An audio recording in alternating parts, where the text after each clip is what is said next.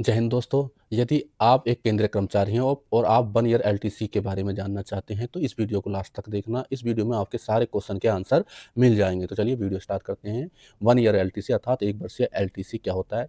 1 वर्षीय एलटीसी लेने के लिए केंद्रीय कर्मचारी को सबसे ज़रूरी शर्त है कि 1 साल की सर्विस उसकी पूरी होनी चाहिए। एलटीसी का फ़ायदा आप तभी ले सकते हैं जब आपने लगातार 1 साल की सर्विस पूरी कर ली हो।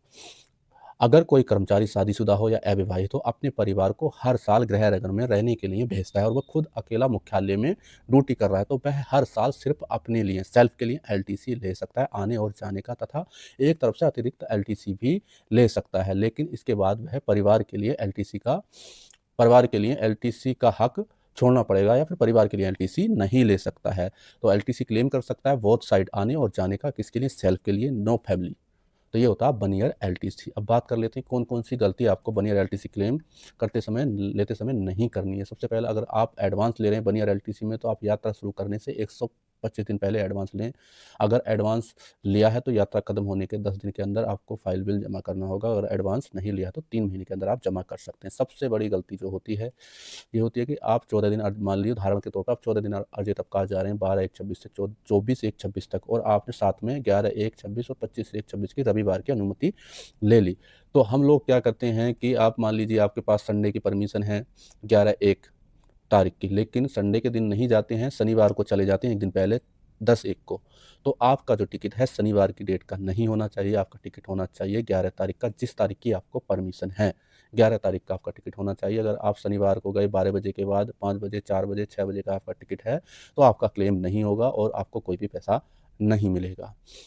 नेक्स्ट जो गलती होती है, प्राइवेट टैक्सी का इस्तेमाल। एलटीसी में सिर्फ सरकारी बस, स्टेट रोडवेज या ट्रेन का ही क्लेम मिलता है। सावधानी, अगर आपने बीच रास्ते में प्राइवेट टैक्सी या कैब या उसका पैसा लिया है तो उसका पैसा आपको नहीं मिलेगा। सिर्फ उन जगहों को छोड़कर जहां ट्रेन बस की सुविधा ना हो, तो वहां पर आपको मिल जाएगा।